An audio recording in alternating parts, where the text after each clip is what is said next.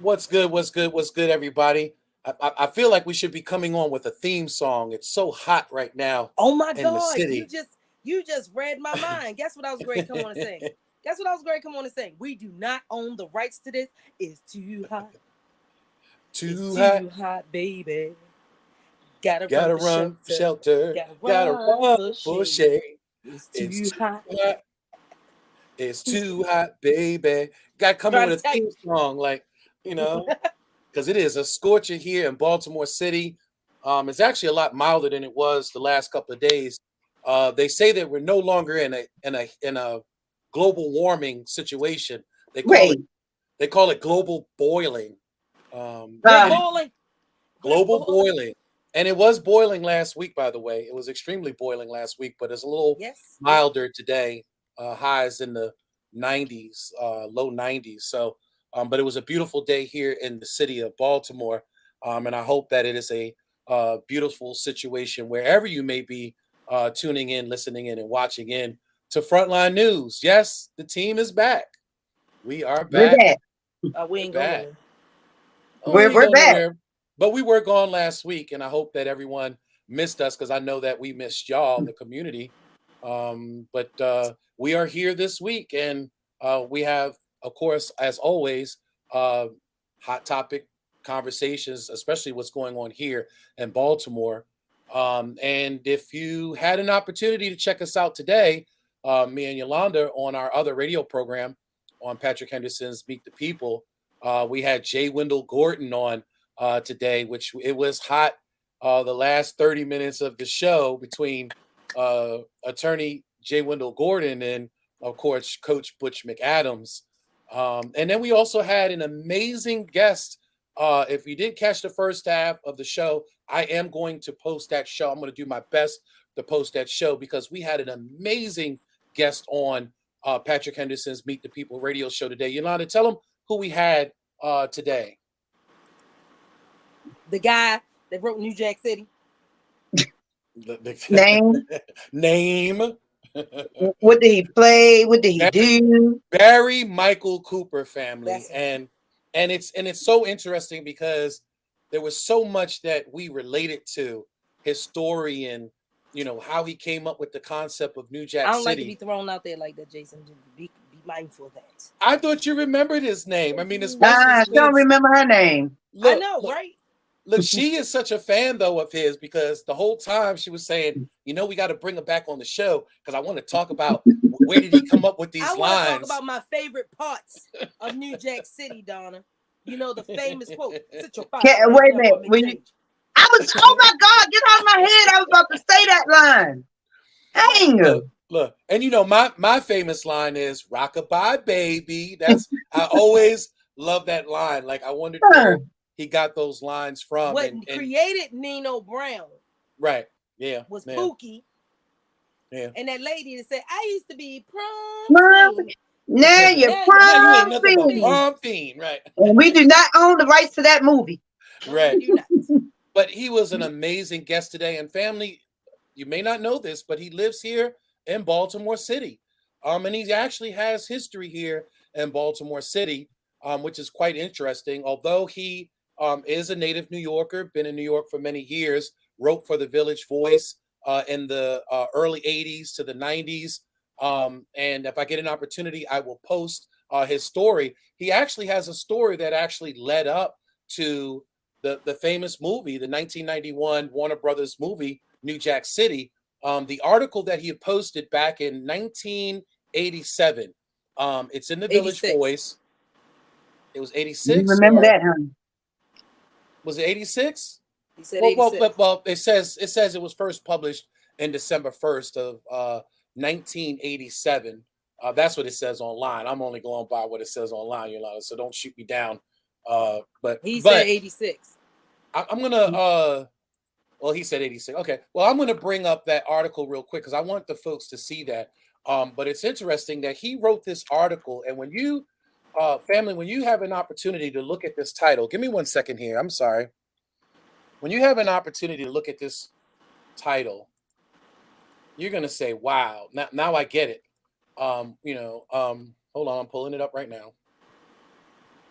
So this was published in the Village Voice, and this is actually what started. This article is what actually led.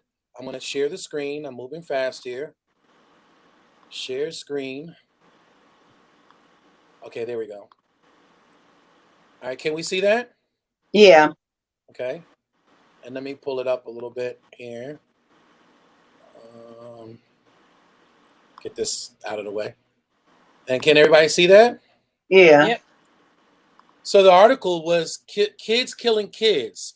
New Jack City eats its young. And that's for when?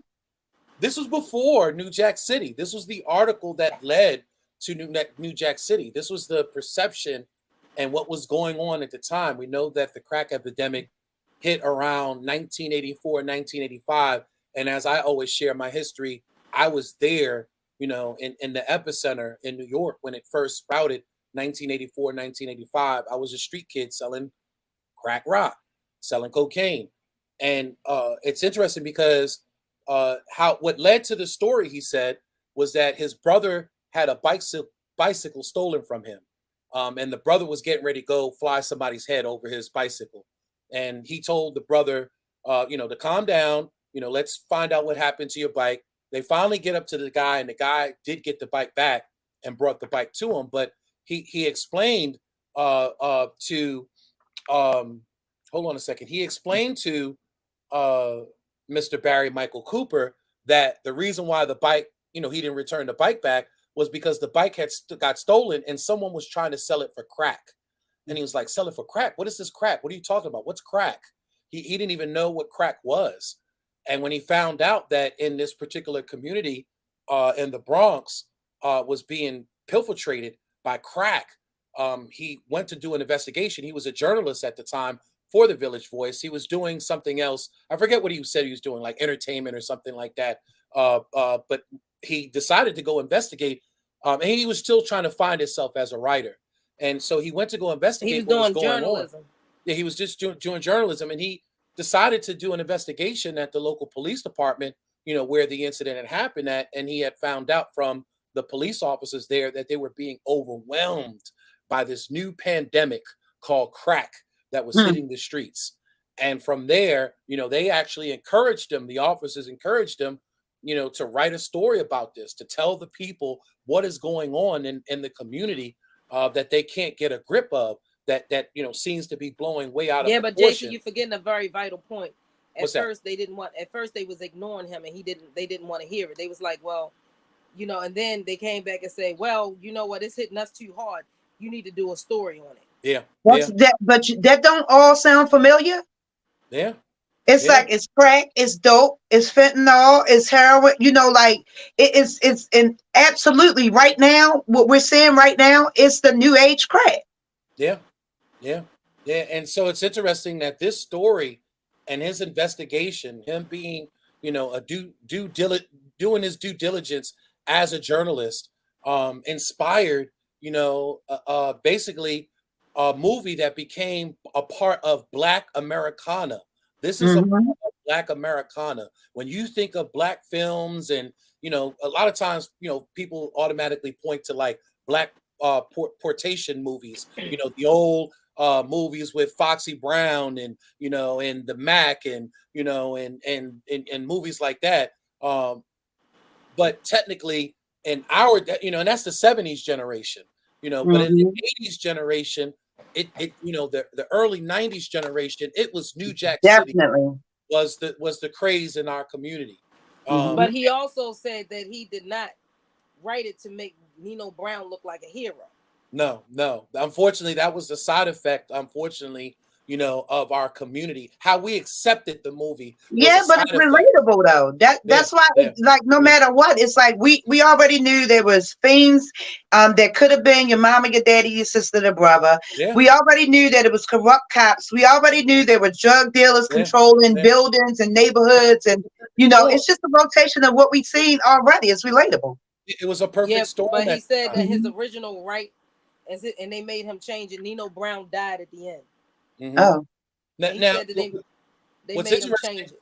What's interesting is he said that he created Nino Brown as a devil character. Nino Brown was supposed to be the most evilest character. You weren't supposed to fall in love with Nino, but for some reason, our community embraced Nino. Like you know he's why? like Because that's what Robin, our Robin savior looked Hood. like back then. Right, That's what right, our But he's like Robin Hood, and it's right, relatable. How many of us right. have sat in that position or Have had seen parents a in that Nino. position? Right, It's the same. right, Like right, it's like you are the Nino. It's like right, the new age Nino right. because it's relatable. And then Right, unfortunately with that game it comes murder and right. disrespect and all of that. But guess what? People still live in it. Yeah, yeah. And like for instance, in New York, you had Fat Cat Nichols. Mm. Here in wait a minute, Baltimore, fat cat nipples. Fat Cat Nichols. Nichols, Fat Oh, Cat Nichols, notorious. He was a Nino Brown character of Queens, New York. Here in Baltimore, you had Barksdale. Barksdale was the Nino Brown. It seemed like any city you go to, you could find yourself a Nino Brown at that time, whether it was Compton, New York, Baltimore, wherever you went, you could definitely find Wherever there was a high a Nino rise, Brown. there was a Nino Brown. Yeah, Wherever there was yeah, a project, yeah, a neighborhood like that, and it's continuing. So if you hate Nino yeah, Brown, if that's yeah, the whole intention for you hating a drug dealer, why are we loving them now? yeah, yeah. Haven't nobody learned yet? Yeah, yeah, yeah. So, family, again, it was a great interview. I'm going to try to share it so that everyone has an opportunity to listen to the interview today. And we hope to get them back on because instead of really talking about kind of what inspired and the events that went on that actually led to the making of New Jack City, what we'd like to do as a second interview with him is to really talk about, again, how certain parts of the movie really kind of became kind of intertwined in our own lives. You know what I mean? Like again, and how we embrace certain things from the movie that we became to love. The Pookie character, Mhm, the saying that Yolanda just said, and the Rockabye Baby. mhm. I even asked a question in reference to the Carter, and I want to learn more about about what kind of led him to kind of create the Carter. But he tells a little bit of it on today's interview that he kind of led into the Carter because he actually, his mother, or I think his mother, grandmother, lived in an apartment building up in New York that was just like the Carter, that was taken Mhm. over by drugs. And, I lived in the housing projects in New York, and it was taken over. It was the Carter. You look down here, flag houses, Murphy homes, it was the Carter. There were times where these communities, were held hostage, by the drug culture, And that still is right now. yeah, Look, it's yeah, just yeah, instead of yeah, high rises, it's now at lower levels. yeah, yeah, yeah. Now, right now But it's they the have corners. taken Now it's hostage the the whole corners. city. Right, right. Different neighborhoods is hostage. Now it's the corners and the gas stations and the convenience stores. The gas stations, right? Mhm, Exactly. The banks, the mhm, malls. Like nowhere, no matter where you go, mhm. same situation. So we have a great show for you. Again, I just wanted to just talk about what happened today, really quick, just to do a little bit of housekeeping. This episode of this edition and rendition of Frontline News is being brought to you, of course, by BlackUSA.News. Shout out to Donnie Glover for allowing us and providing this platform for us to be able to come on each and every Monday at 6 o'clock and be able to have these discussions with you in the community. And of course, it's also, BlackUSA.News is the home of Be More News, which is getting ready to celebrate 21 years in the community. Give it up. Oh, I got a sound effects device too. I got to bring in next week. So I got Yes, some hand claps, and some audience cheers coming for us next week. So we're gonna turn it up a little bit next we week. stepping out game up. Yeah, Stop it. I forgot to bring the device in today. I apologize, but um, but again, also it's being brought to you by people empowered by the struggle. Our founder Yolanda Pulley, and of course our CFO Donna Tebron Green. We are a 501c nonprofit organization, a one-stop shop for all struggles. If you are having any struggles in life and are trying to navigate just through everyday challenges, whether it's homelessness, facing homelessness, and we may need to talk about some of those issues in reference to facing homelessness, especially with the marijuana bill that has just passed recently. We are already starting getting phone calls from folks being threatened to be put out of federal housing because of marijuana. We may have to get into a discussion about that today. But again, we are people empowered by the struggle. If you do need us, we are 24 hours, 7 days a week. We don't take off for your birthday, my birthday, nor the resurrection or Jesus' birthday. Give us a call, 443-355-8014. Or you can email us if you'd like to send us an email, send us a line. Maybe you don't want to call us, but you may want to maybe give us some tips for shows or give us some feedback. Or maybe there's something that you would like to help us in reference to our organization. We are always open for other organizations and folks to come in to be able to help us, and to be able to navigate whatever services that you may be able to help and provide our community. We are here to be a bridge for your organization. You can also donate if you like to. Again, all donations are tax deductible. Every dollar that you share with us, including the dollars that we have in our pocket, we put into the streets. We are not a top-heavy organization. We all do this out of love. None of us do this where we get paid. We do this out of love. And many times we're digging into our own pockets to make sure that the community is being served. But we do appreciate your donations. If you are able to donate to help us out, again, that is our Cash App, and your donations are much appreciated. And again, don't forget that Frontline News is here every Monday from 6 to 7, where we talk about conversations and discussions and things like that that's going on in the community. So enough with the housekeeping. Donna, start us off this evening. We had some topics to discuss this evening. We have some hot things going on in the city. Yeah, it's some disturbing things, and I know we have an order to these things, and I'm not sure what Yolanda would like to start with, but I absolutely would love to start on the squeegee. What is going on? I think, Jason, you said that you were going to play the video. I don't know if I guess everybody at this point should know a little something about it, about the young teenager and the guy down in the harbor with the bat. So do you have that video? Yep. So on Thursday morning, of course, the trial came to a conclusion in reference to Trayvon Scott, who is now 16 years old, but at the time was 14 years old when the act was committed against Mr. Timothy Reynolds, who was 48, who was shot 5 times after confronting a group of squeegee workers with a bat on the corner of Baltimore City. Now, like I said, recently, Mr. Trayvon Scott has been found guilty of manslaughter, which I feel the verdict was just.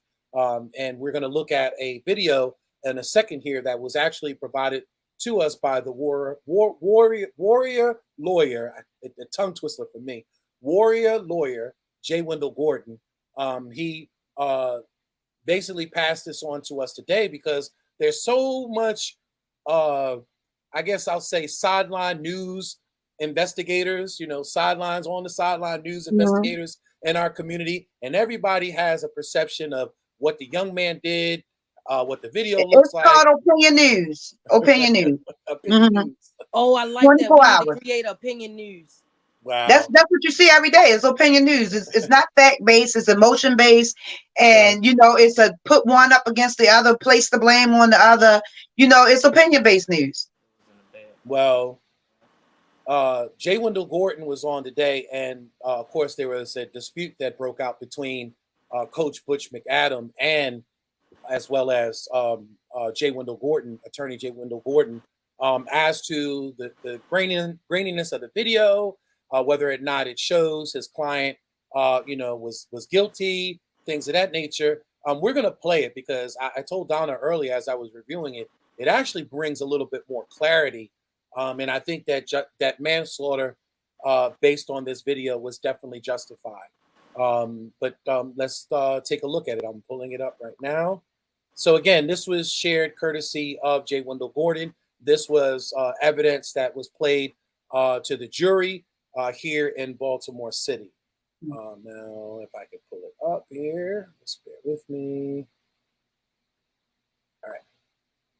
And can everybody see this? Yeah. Showing up? Okay. Mm-hmm. All right, so I'm going to go ahead and take my picture off so we can get a full screen of the video. So this is the video from the court proceeding. This was the evidence that was presented in court in reference to the young squeegee worker. We'll see if it'll zoom in even more. There you go. So, all right, and we are going to play this video. And family, you can be the judge, the jury, or whatever have you on your own here.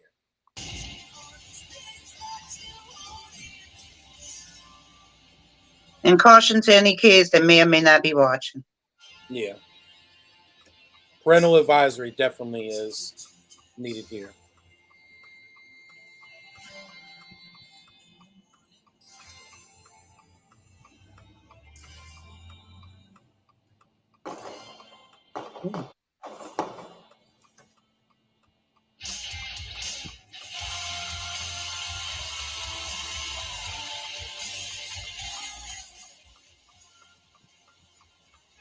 Holy fuck. Can you rewind that, please? Sure.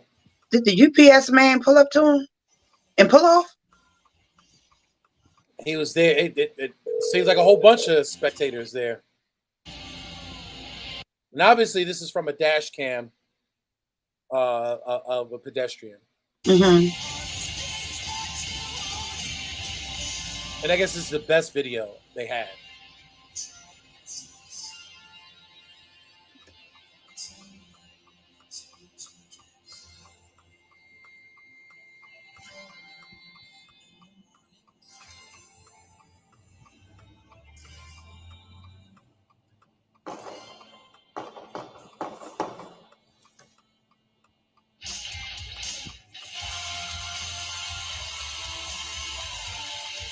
Now, obviously, in this video, I can't make anything out in this video. I can't really. I know, because we're like. Right.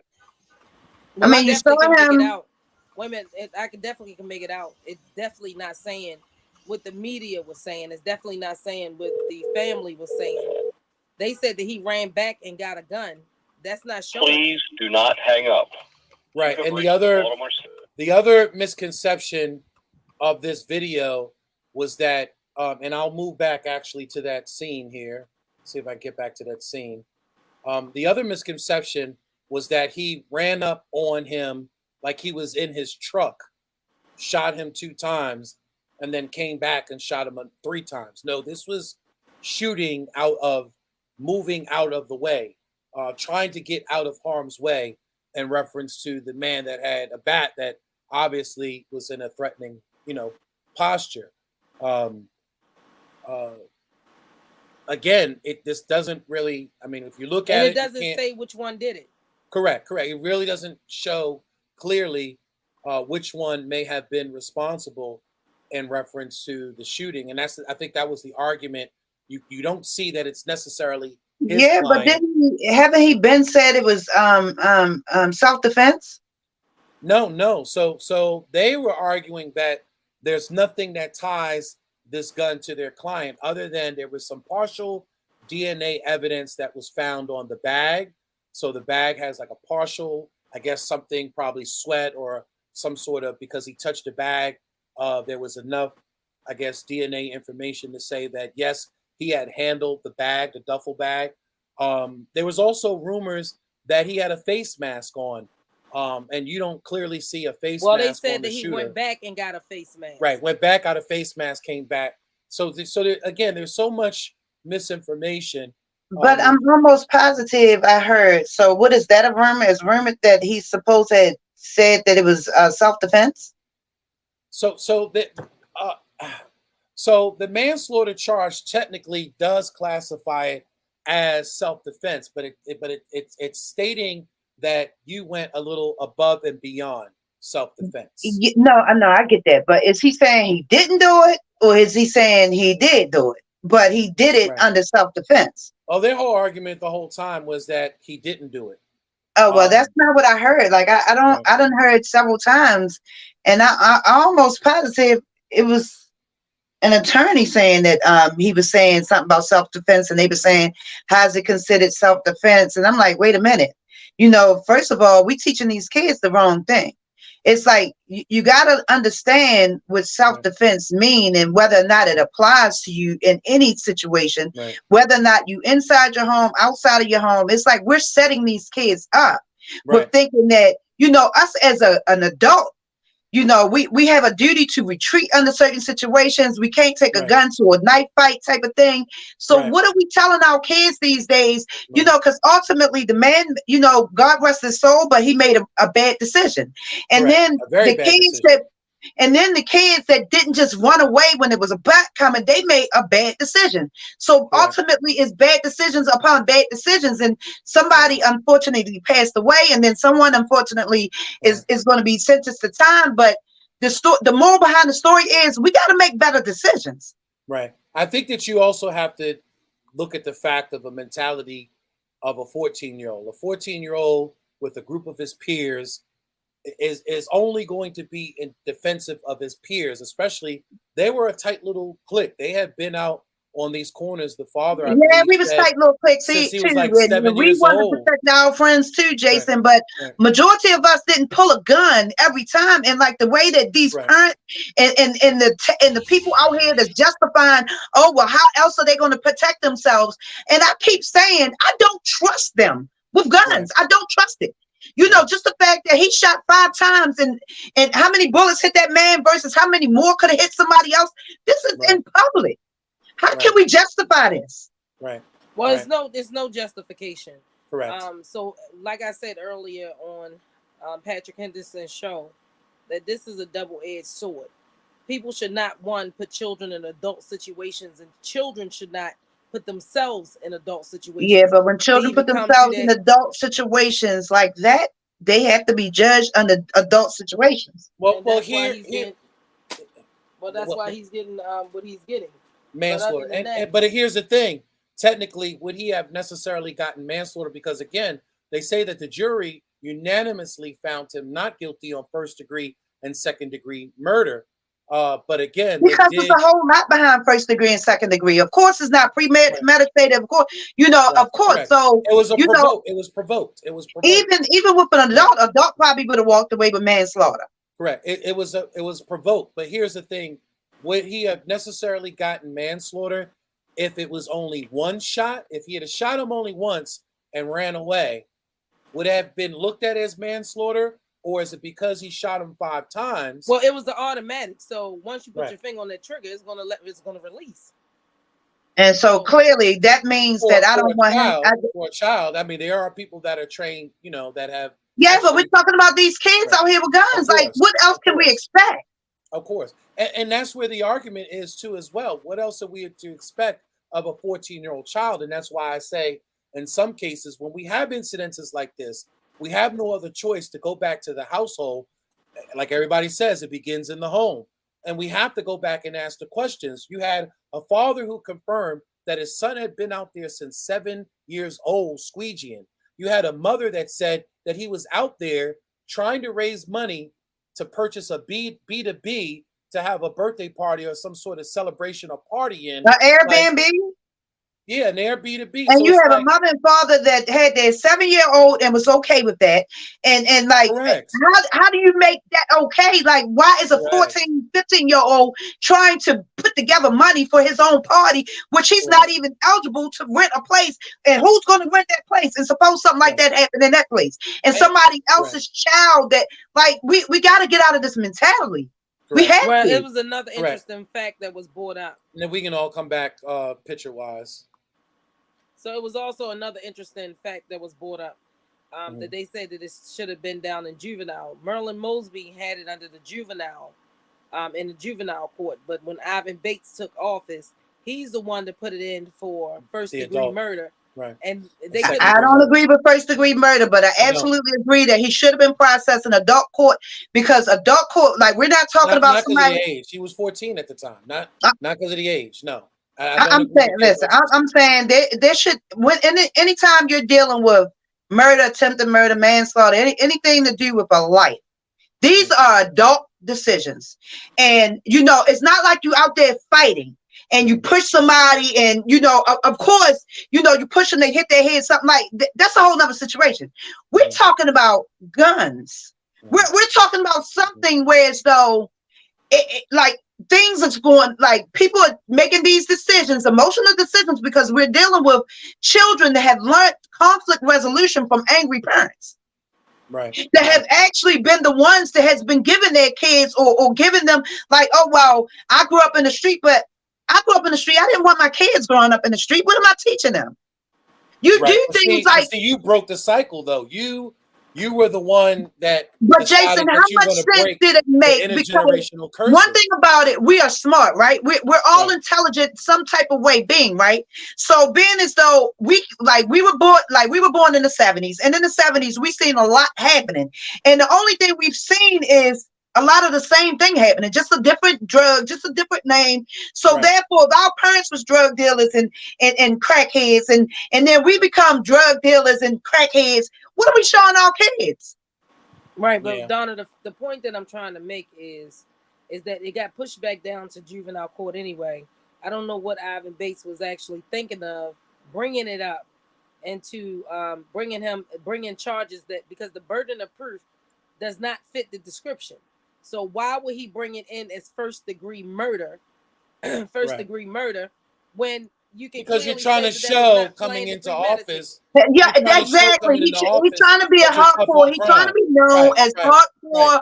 I'm going to I'm gonna be different from Marilyn Mosby. It's like right. But we got to be careful with this. When you do that, you automatically put yourself in a position of failure. Just like when Marilyn Mosby jumped out there and charged all those officers, the burden of proof fell on them, not the defendant. They did not leave. So when they do that, then you have a high probability cause that his conviction could have been overturned in adult system. Right. Political though, Yolanda. It's like it's a lot of politics being played. Well, because it's like it's wrong. It's wrong. And that's the thing, Jason. It's like certain people should get hardcore sentence, and certain people should get, more leniency. And it's like it shouldn't be nothing to do with how much money you have. And I'm really pissed, right? Because I read an article the other day. The super rich, when they do home detention, like they can actually go to the judge and say to the judge, I'm going to hire 24-hour care, and I want to do my home detention at home. And literally they're supposedly paying for 24-hour security with no access to internet and telephones. But how many of them rich people are you going to take their phone from? It don't happen. Like they literally are allowing these people to take vacations with their family. But because I'm broke and I gotta go and get a public defender that's maybe or may not going to really defend me, and I got to stay in jail unless I got a politician that's working it out where everybody get out, but everybody shouldn't get out on bail. Well, that's why I appreciate Warren Brown, Attorney Warren Brown, and Attorney J. Wendell Gordon. Now, you can say what you want, but at least they are surrounding our children. This is the second particular case. Remember with Officer Capiro, where they surrounded the young man. He was wrong. We know he was wrong, but we don't want our children to be railroaded. And I think that's what we have to be careful of. I said this earlier to Yolanda. We're not talking about Jewish children. We're not talking about white children, Greek children, Italian children, Asians. In some cases, we're not even talking about Hispanic children. We're talking about young Black men in our community that are going to have to deal with the repercussions of the criminal justice system that wants accountability. But Jason, the most frustrating part about that, is because we're condoning a lot of bad behaviors. When I get it. But what happens? Listen, how many times are we going to pat them on their hand? Listen, what I'm telling you is, how many times we're going to, like, how many of these teenagers got back to back? They done got locked up with a gun. They sent home. They're literally rotating them so they can die on the street. That's what they're doing. They're hoping that they die on the street. Turn it away. We don't promote any advertisers here. I apologize, family. That's why I'm moving my cup around. I agree with you. It's just I want us to be careful. And I know that me and Yolanda have talked about it. We are going to be in Annapolis during the 90-day session, just asking folks to make sure that we're considering everything, because you already have the conservative natives are already circling the wagons, and they're already taking shots and putting arrows into the wagon already, because they want to see little black children held accountable for their actions. I get it, but you have to ask the questions before you look at the accountability piece. You have to look at are there enough services? Are there enough things to do? Are there enough systems in place? If we have a failing school system, which is a prison to pipeline, school to prison pipeline, well, what do you expect to happen with the young man? What do you expect to happen when the school fails him? There's nothing to inspire him. When you But don't have a Jason, good, hold on, when you don't have a good youth works program, where he should have been in a youth works program earning money and maybe earning high school credit,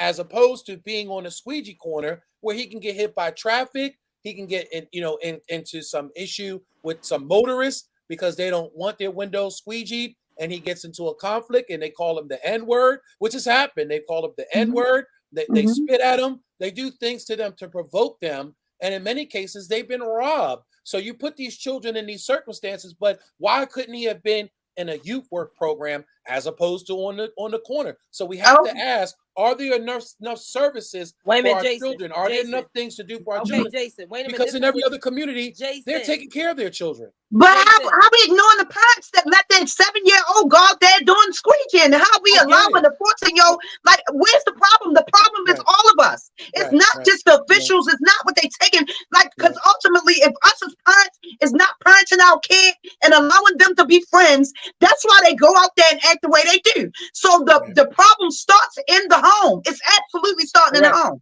So wait a minute, Jason. So what we're going to do is, because y'all keep over talking each other and it echoes back on the end. So what we're going to do is we're going to have it set up as a debate style. You got 30 seconds to prove your point. So that's elevator pitches. I'm really not trying to prove any point. I'm just trying to make sure that we sound an alarm to say that there may be issues here that we have to be careful of, because there are folks that are going to be making decisions for our children that can be life lasting for our children.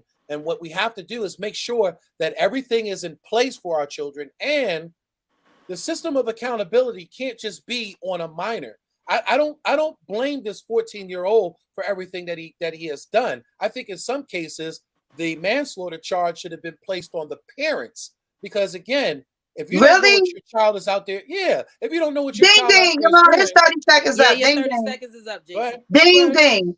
Jason, really, you have been that child that's been like literally when we were out there doing our mess. Jason, think about it. When we were out there doing our mess, when our grandparents was responsible for us, just think about our grandparents doing time for our bad decisions. We had to learn. No. Because how many people, how many guardians are they going to have locked up behind these kids? No, you lock them up. Let them learn a lesson. Sorry. Here's the thing. I'm going to give you an example of me, okay? So when I started acting up, so I actually was in a group home majority of my life. I came home at 14, but by then I had been, so much stuff had been pushed into me living in an institution, living in a poor foster care system in New York, that when I came home, I was a terror. What did my moms do? Instead of my moms, most likely she would have to be responsible for anything that I did out in the streets. You know what my moms did? In New York City, they have a thing called a PINS warrant, person in need of supervision. She called up, she solicited the court, she went to court, and she told the court, I have a child that won't listen, he won't stay at home, he's out in the streets, he's doing drugs, he's drinking alcohol, I have no control of him. You know what the system said? No problem, we will take him and we will lock his butt up. We have to we don't have that here, Jason. We don't have that. But that's what I'm saying. There has to be a system in place that says, okay, you hold the parent accountable for your child's action. And but you see how your parent picked up the phone and made a call because she was concerned about you, instead of letting it happen, letting you go out there, selling drugs. What else was he supposed to do? Like, instead of her making for me, my son did time because of me. Because I was his parent. When I saw him falling off and I beat him to the point where it wasn't no beating no more, I had to prove a point to him that I will not allow you. I absolutely will not allow you to go down that path, because I already know I'm going to bury you. I'm going to bury you. Well, okay, so let me weigh in. So I get both points. But at this time, it's time to hold. We can't sit up there and say we're going to hold everybody accountable and don't hold parents accountable. Correct. They're accountable at certain pieces of a child's life. Yeah, that's what I'm saying. Everybody is accountable, including the parent. So when we're saying that the parents need to be held accountable, then we're saying we're not going to let you slide by saying, well, oh, I didn't know what he was doing. And no, it's your job to know what he's doing. It ain't your job. Correct. It's your obligation to know what your child is out here doing.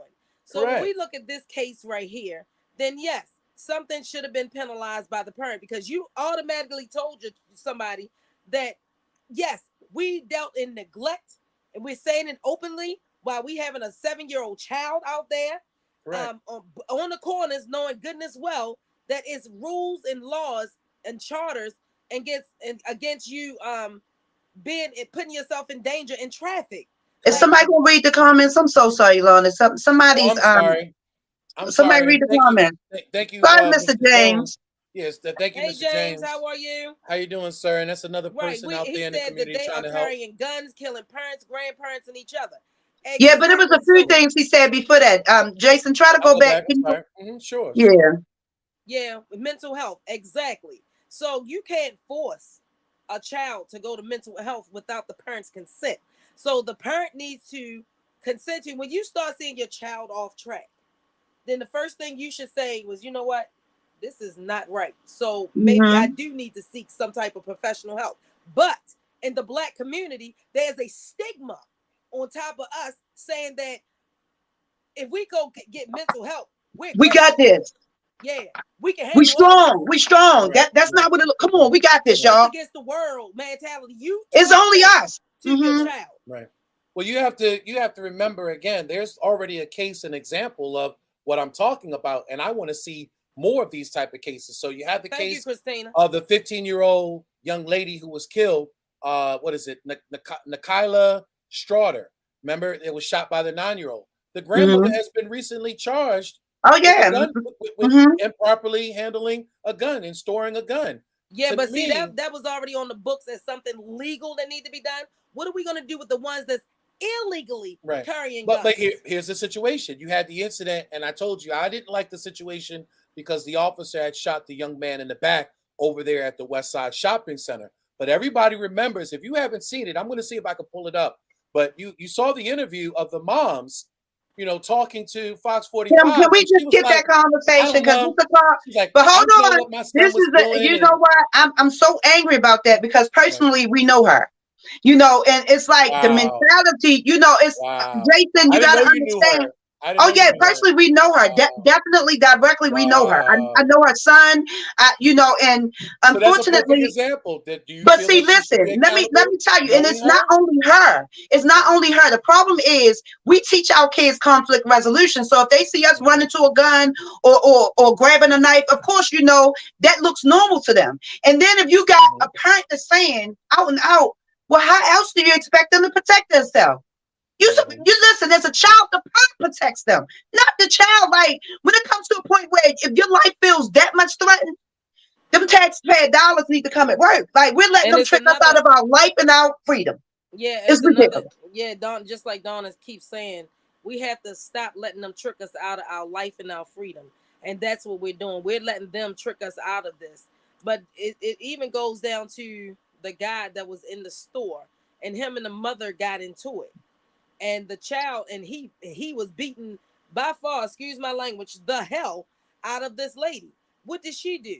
She called her son, went and picked him up. So here we go again, putting children in adult situations. You couldn't call a baby father. You couldn't call a boyfriend. You couldn't call a brother, a uncle. You call your son. Called your minor son. Right. But there's too many situations like that. There's too many situations like that in Baltimore. It's too many because guess what? As soon as we get into an argument with somebody, oh well, I'm going to get my son. Listen, and even worse than that, how many times are we in these relationships where so our kids see us being disrespected or see us being disrespectful and feel like they got to make a decision? Like we got to make better choices. If we can't, that's where all that conflict resolution and everything come from. I honestly don't believe, I seriously believe that when parents try to be friends to their children, I honestly believe like in these situations, a lot of them need community service. Like they don't need to serve time because they didn't do the crime. However, they need to be put in a situation where it's though like service, to go, they should have to volunteer. They should have to go out and serve the community. They should have to do something like that because ultimately we all like I can only imagine what was going through that kid's mind when he felt like he had to defend himself and his comrades that was out there. I can only imagine what was going through that child's mind when his mother called him and said what happened to her. The first thing that you were looking at doing is going to save your mother.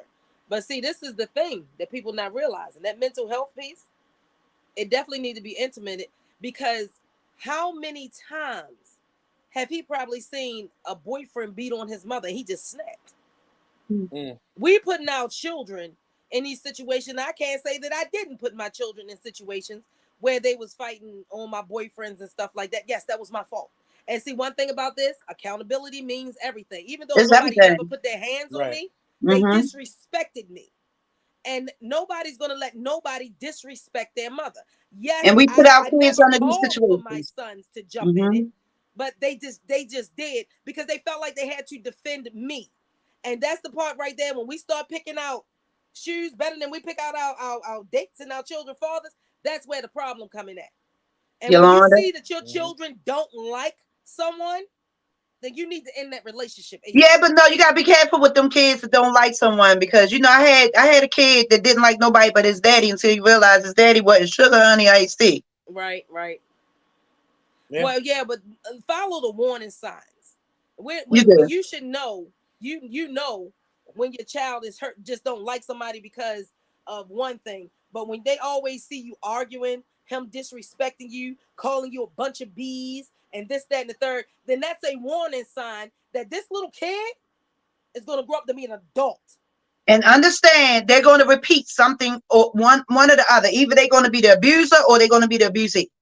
Yeah, but I'm one way or another, because it's going to make sense to them.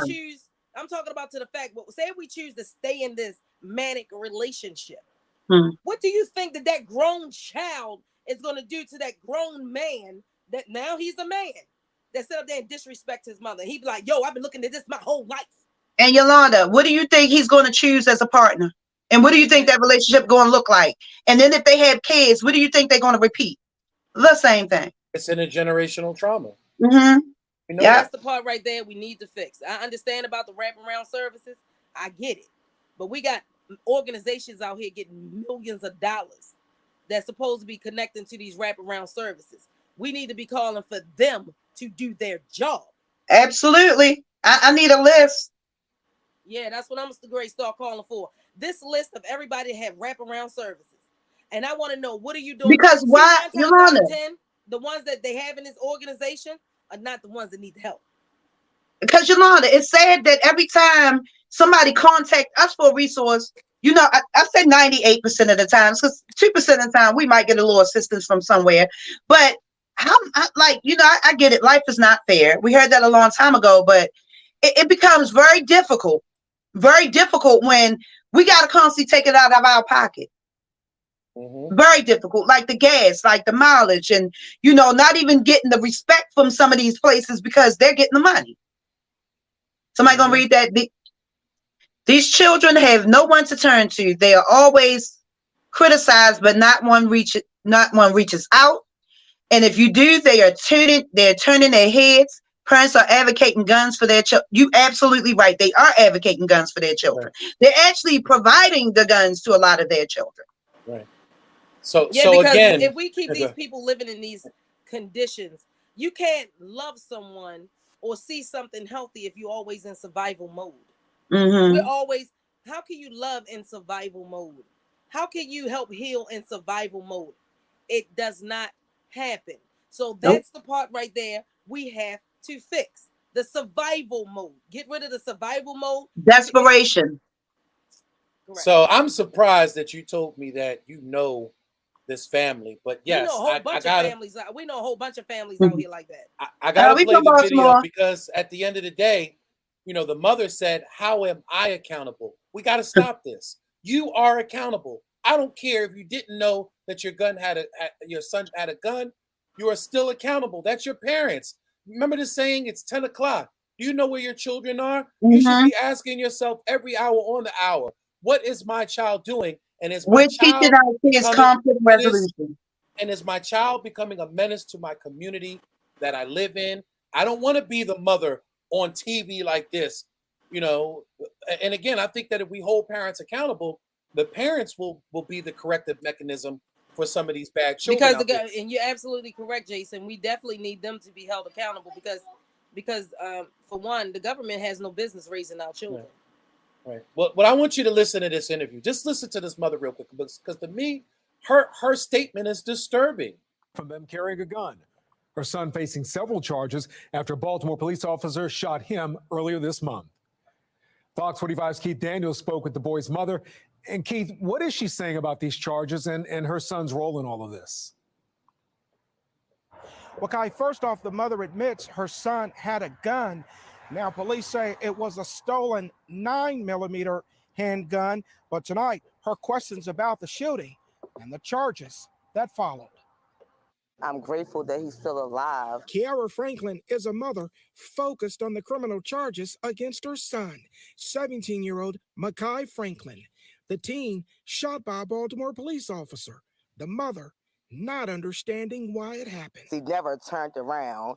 He never lift the gun up or raised it at the officer. Franklin speaking out one day after prosecutors charged the teen with several charges, including first-degree assault and firearm offenses. The 17-year-old charged as an adult in a shooting caught on a police body-worn camera. Stop! Put the gun down! Put the gun down! The shooting happened in the Shipley neighborhood in southwest Baltimore, May 11th. 5 days later, investigators released the video. The officer and Makai in a foot chase after police say the officer thought Makai might be armed. At one point, circled in red, the gun is seen clearly in the video. Then the officer opens fire. The teen shot in the back, but survived. My son wasn't supposed to be gunned down the way he was. What about the fact that your son had a gun? He had a gun because he was scared for his life. We live in Baltimore City. The debate over the shooting still ongoing amid gun violence involving youth, raising questions for some over parent accountability, including Franklin's for her son. How am I accountable for what he has on him? That's not bad parenting. That's not the parent's fault. How can you blame that on the parent? My son's 17 years old. He's not a 5-year-old little kid. You feel me? So at the end of the day, there's only but so much I can do. Well, Makai is out of the hospital. He's been moved to central booking. Is this parent clueless, or is this parent a part of the problem? I think the parent is a part of the city culture. Right. And, that just goes to show you the long-standing problems that we have in Baltimore City. Anytime you say, we live in Baltimore City, he has to carry a gun. That's a problem. Crime is out of control. And you're justifying it. You're justifying it. Local government has no idea what's going on. Children are out of control. Exactly. That's why parents have to be held accountable for their children's actions, because you're leaving parenting to the government. And what but Yolanda, going to look like at the end? Yolanda, the issue and the problem is when they took discipline out of the home. That is the problem. And now you have parents that's actually scared to parent their kids because you can pick up the phone and then your livelihood is threatened. They can call the police on you. You remember the situation we was dealing with, and I'm not going to discuss it, but you remember that. And then the child actually had the parent as almost like a hostage in her own home. Like, she was licensed to carry, but because the child kept threatening her, she had a job to carry, like she was scared to carry her own gun, thinking that her child was going to do something, to say something. Like, it's weird. And like the fact that we make all of this normal, like for me, my kid's grown, and if they disrespect me, I'm sorry. I'm going to make decisions for them. Yes. Yeah, so my thing is that this is an oxymoron. You can't say something like, my child has to carry a gun in the street, but then when he gets shot, then why did you shoot him? Why'd you shoot him? No, but shoot my baby. My kid never did nothing. Right. They never, but yet you look on their Instagram pages and their Facebook pages, and clearly you can see they've been doing something. Oh, I mean, you can go to and sometimes you'll go to Murder Inc.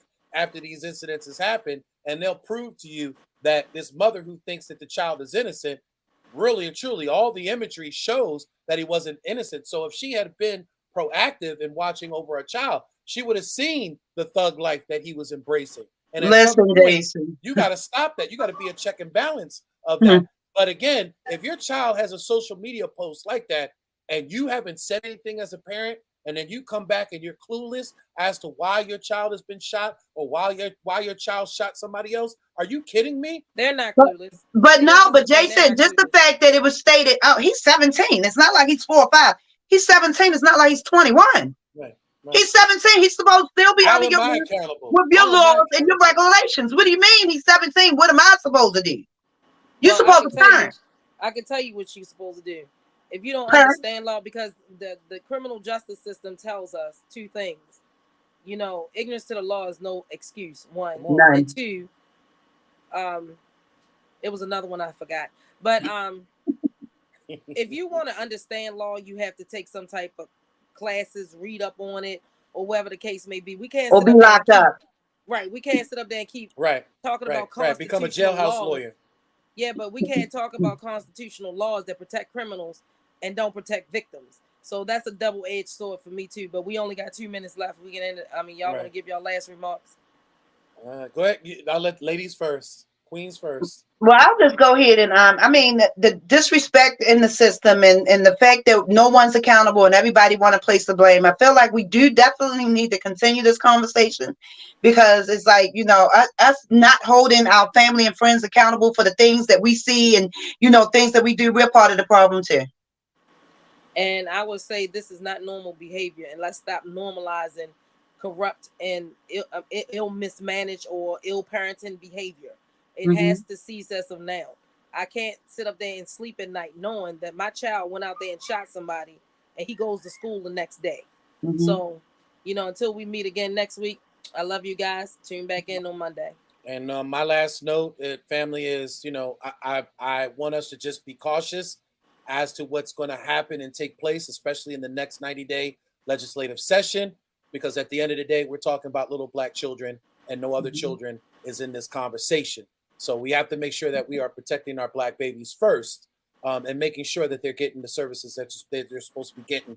And we need to hold our parents accountable. At the end of the day, it starts in the home, and accountability starts with the parents. So until next week, family, you have been watching Frontline News, where we bring you news and conversations from the front lines of urban America and beyond. We love y'all.